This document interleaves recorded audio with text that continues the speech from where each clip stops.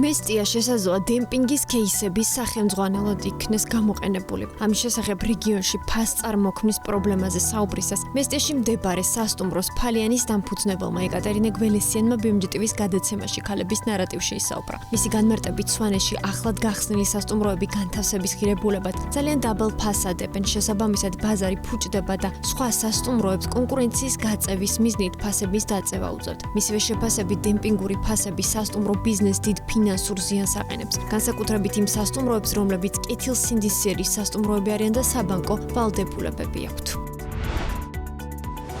ქვეყანაში ქერის და ხორბლის აღების პროცესი დაიწყო. არასახარბიელო კლიმატური პირობებიდან გამომდინარე ფერმერები ხორბლის ხარისხთან მიმართებით გამოწვევებს ელოდებიან, თუმცა ამბობენ, რომ მოსავალი რაოდენობრივად გასულ წელთან შედარებით უფრო მეტი იქნება. ფასი ტრადიციულად ერთ-ერთი მთავარი გამოწვევა იქნება, ამბობენ ფერმერები. ხორბლისა და ფქვილის წარმოებელთა ასოციაციის ხელმძღვანელი აცხადებს, რომ ხორბლის ღირებულება ბაზრის ტენდენციებზეა დამოკიდებული, თუმცა ამოცემულობით 1 კილოგრამი ჩასაბარებელი ხორბლის ფასი კახეთში 70 თეთრია, რაც მისი შეფასებით დამაკმაყოფილებელი ფასია. სილაგავას ინფორმაციით უახლოეს დღეებში მუშაობას დაიწყებს შტაბი, რომელსაც კოორდინაციას სოფლის მეურნეობის სამინისტრო გაუწევს, თუმცა პროცესში ჩართულები იქნებიან როგორც ფერმერები, ისე წისქვილ კომბინატები და პურის მწარმოებლები.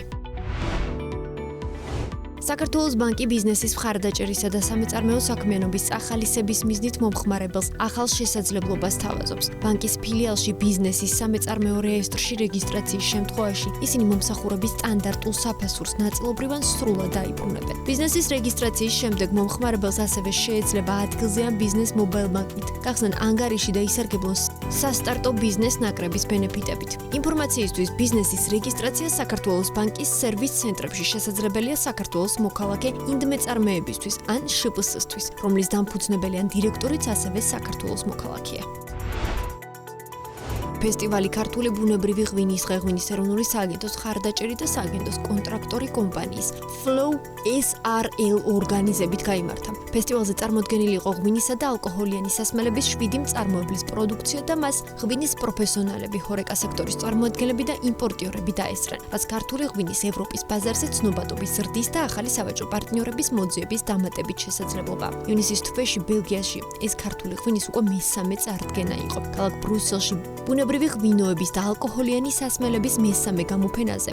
Atomic PIF და ქალაქ ანტვერპენში ბუნებრივი ღვინოების საერთაშორისო გამოფენაზე Natural 2025. ნათქვამია ღვინის ეროვნული სააგენტოს გავრცელებულ ინფორმაციაში. აღსანიშნავია, რომ ბელგიაში ქართული ღვინო მცირე მოცულობით იყიდება. 2022 წელს ჯამში სულან ბაზარზე $155,000 ღირებულების 18,000 ლიტრი ღვინო გაიყიდა, რაც 2023 წლის ექსპორტს ჩამორჩება. რაც ეხება მიმდინარე წლის 5 თვის მონაცემებს, იანვარ-მაისში ბელგიაში სულ $32,000 ღირებულების 2,772 ლიტრი ღვინო გავიდა. ღვინის ეროვნული სააგენტოს საქმიანობის ერთ-ერთ ძირითად მიმართულებას საერთაშორისო ბაზრებზე ქართული ღვინის პოპულარიზაცია წარმოადგენს.